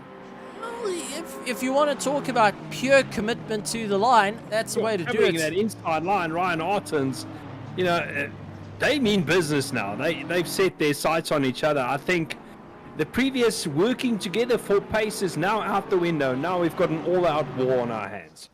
Ladies and gentlemen, boys and girls, it's time to fight as they get past Let's Morgan. Get ready to rumble. There we go. Morgan McCall going and dropping into the pits, and Brandon Kruger going and making his way through. And if you're going to do the let's get ready to rumble, you best do it properly. I mean, we've already got a rumble I haven't got happening. a mic hanging from the ceiling. That's why I can't do it properly.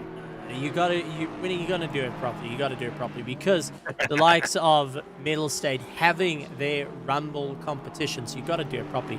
Ladies and gentlemen, boys and girls, let's get ready to rumble.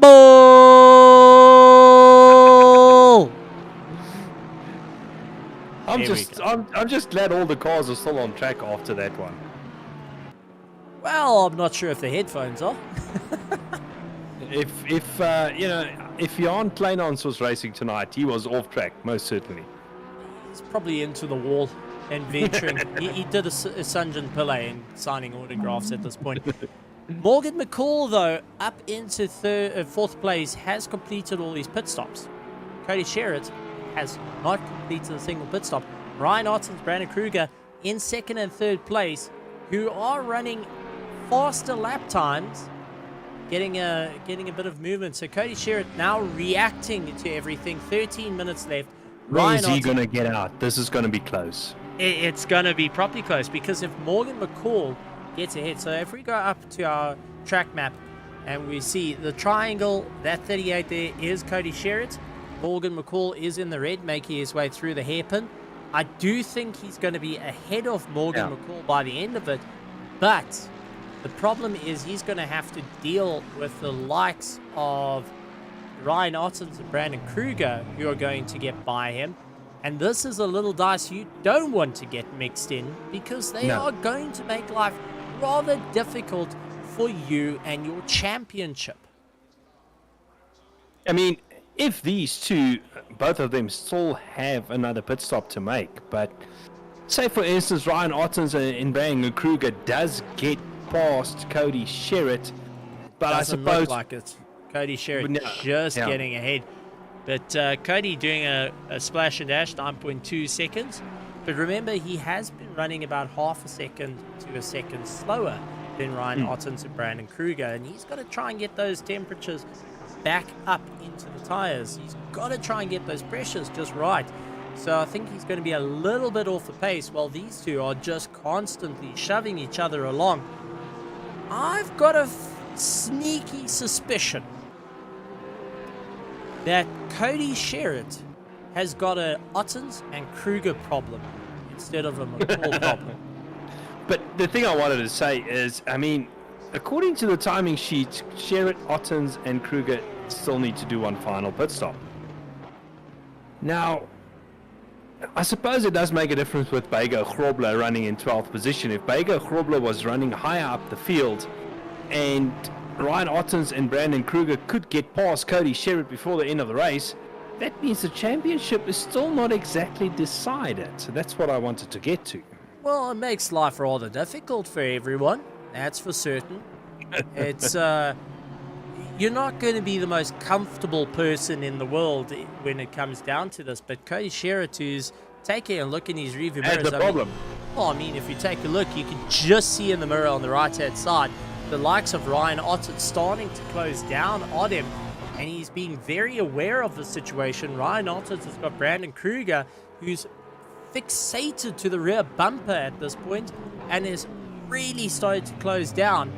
And it does look like Ryan Ottens is going to try and battle her out, go around the outside, go around the inside, gonna try and make it stick around the outside. Cody Sherritt just going and feeding him a little bit towards the grass and saying, listen, the Ferris wheel on the left-hand side's rather enticing. Maybe you should go visit it at some point.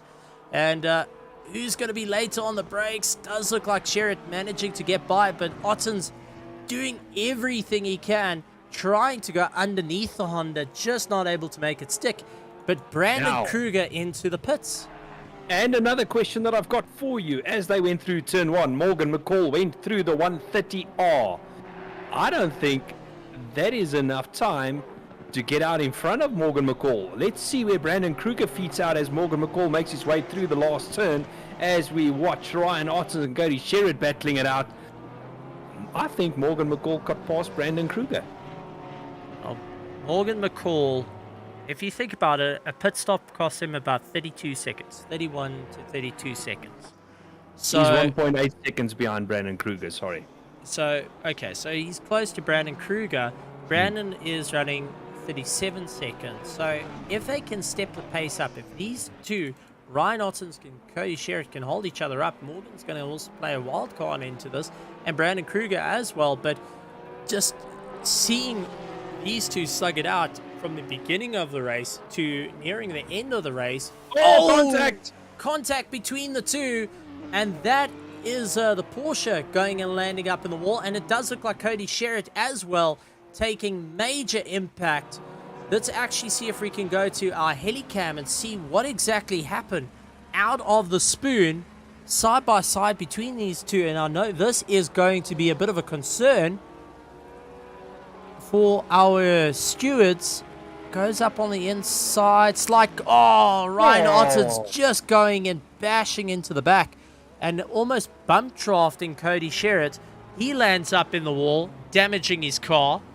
And, well, that hasn't helped him. Bego Krubler and Ronaldo Boersma also coming to blows with one another. So let's see what happened. Bego Krubler behind Ronaldo. Ronaldo coming back on circuit. Contact between the two. Ronaldo getting a little bit of a helping hand to get sideways and get his car straightened back out. But Cody Sherritt taking that knock. How much damage has been to the car? Yeah, Cody making his way into pit lane. That livens it up a bit. Something tells me the stewards are going to be busy tonight. Yeah, but I tend to agree with you. It's Brandon Kruger's race now to win, and Morgan McCall a couple of seconds down the road from him. So, you know, things getting busy in the last 10 minutes, Stephen. That's it. I mean, it's been rather exciting for everyone. And Gideon Reyno up in 4th place is going to be smiling with the McLaren at this point because he managed to get by. Grant Sebastian as well in 5th place. Going, okay, well, I've got one pit stop to go, but let's keep going. Ryan Ottens still got one pit stop, now has to open the gap. Brandon Kruger chasing him down. Morgan McCall is not too far back. Yes, he is about 4.8 seconds from Brandon Kruger, but anything can happen in this duration that can change up the race completely. Yeah, you know, we were chatting about Cody Sherritt being out in front. He's currently lying in 6th place according to my timesheet. I don't know if my timesheets need to catch up a little bit. So, Bego Krubler down in 9th place. You know, Bego has done all these pit stops. Cody Sherritt have done all their pit stops. Or his pit stops. You know, Bego not that far behind Cody Sherritt in terms of positions. There's looking at it, there's 3 things that could have happened. I can think of possibilities. So as we take a look at Bego Krubler, is they were too close for netcode. There wasn't daylight between the two, as we see the likes of Boersma going after Krubler.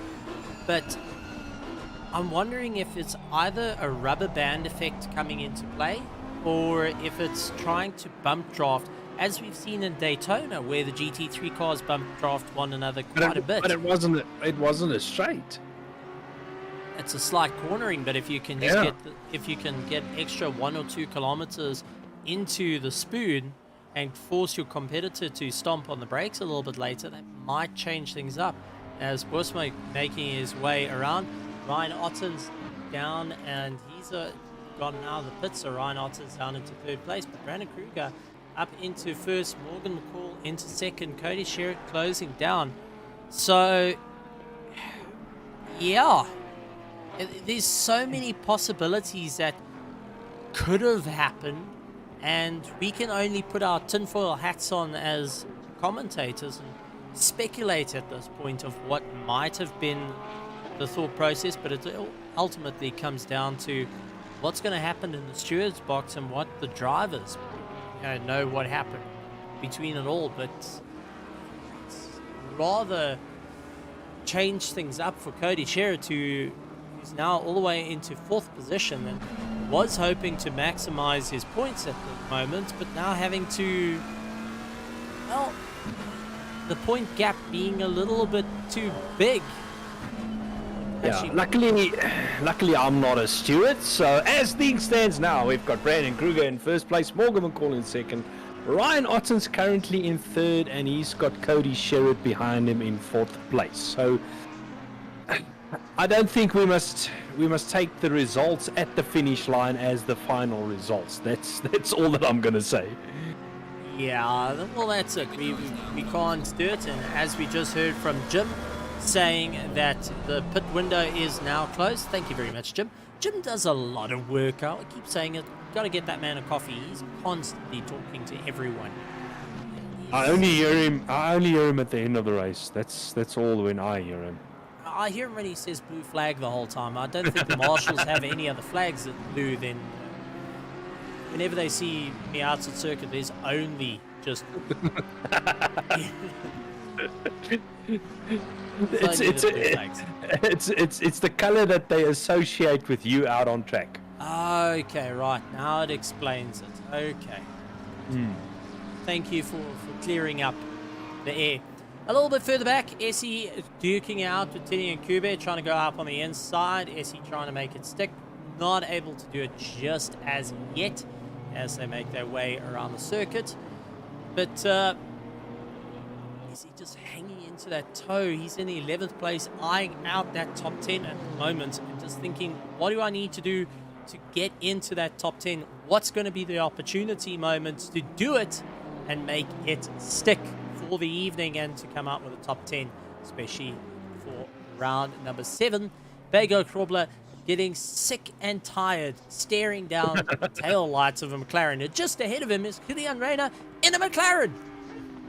Yeah, I think Bago would want to get past Roosma and possibly try and get past Gideon Renner just to close the gap down to Cody Sherritt a little bit, because that will only put Justin Lotus between them. But seriously running out of time with 2 minutes to go in order for that move to work.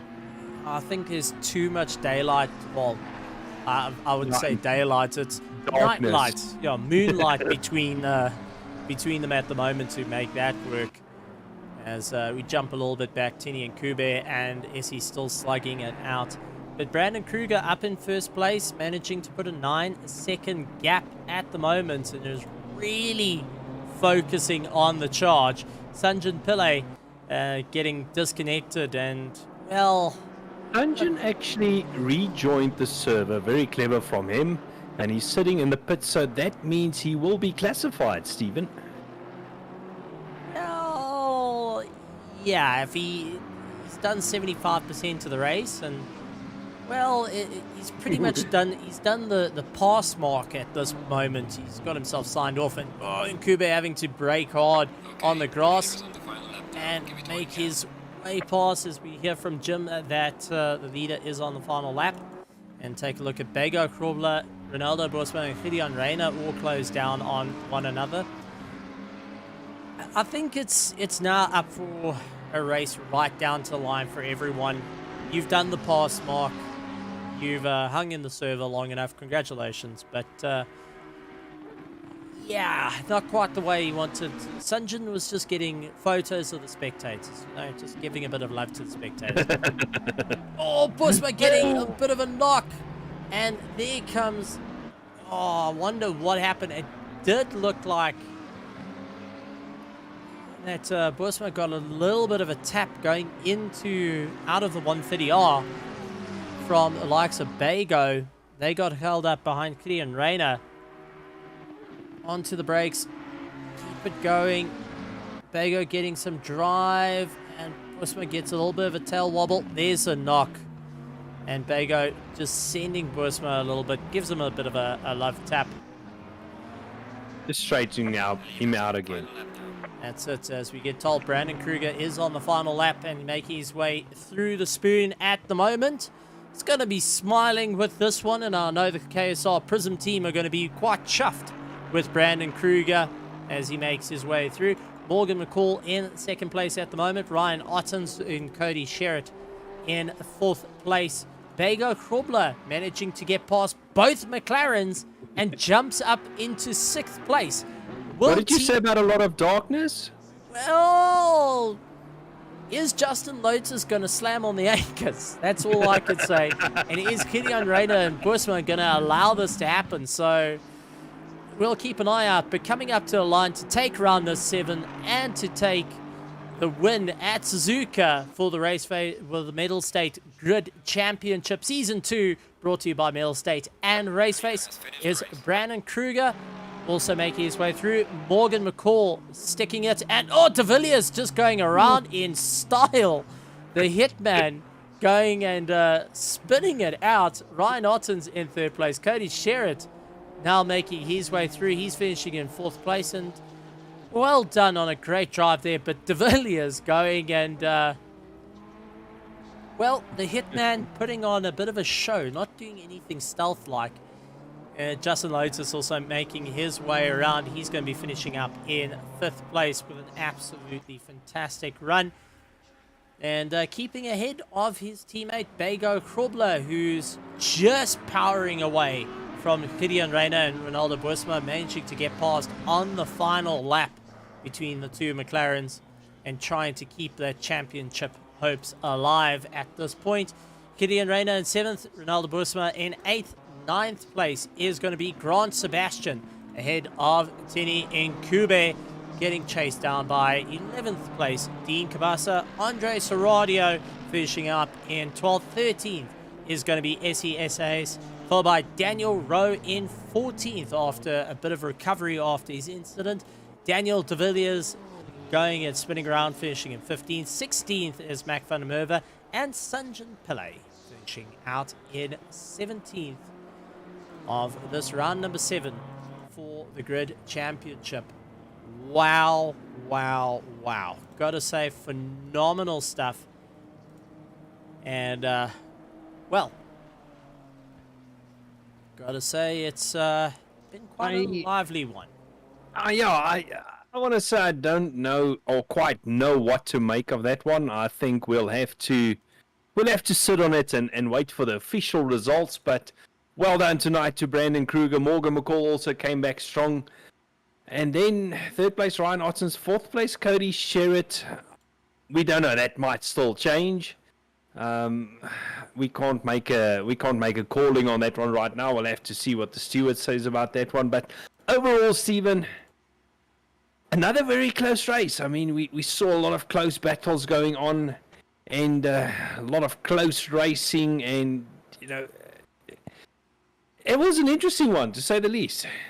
It came down to the wire, but next week is the final round of the Grid Championship Season 2, brought to you by Mettlestate and RaceFace. But, wow, it's going to be a heated race down to the line, down to the wire, and I think it's got everyone standing at attention, ready to see what's going to happen. This is going to be a race and a half for every driver. I see in the YouTube chat, the guys are saying that they're getting their popcorn ready. Well, I've got to say, I'm really, really looking forward to it. And I'm looking forward to having a chat with a couple of drivers to get their input of how it was racing in the rain for Suzuka. But that's the end of round number 7. And, gentlemen, any closing thoughts? I mean, I'm trying to gather my thoughts after seeing such phenomenal racing. I'm pretty much the same. So all that I can say is looking forward to next week. We're going racing. We're back to America, Laguna Seca. You know, another awesome track, and another track where the margin of error is very, very tight.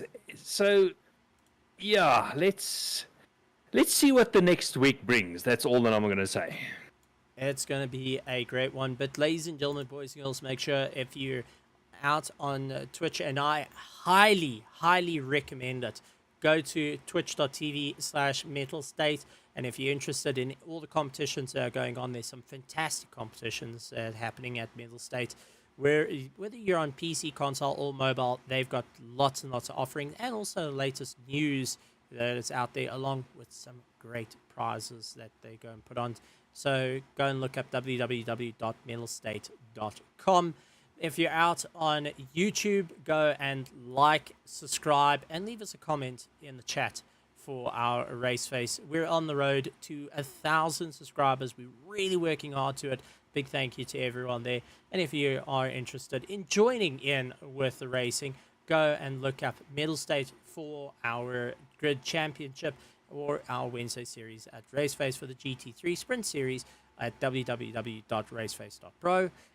And go and take us a look there. But from myself, Stephen Koenig, and Janneman Price, we would like to say thank you very much for inviting us into your homes, allowing us to have a cold drink, a couple of snacks as well, and charging our phones during this difficult time of load shedding.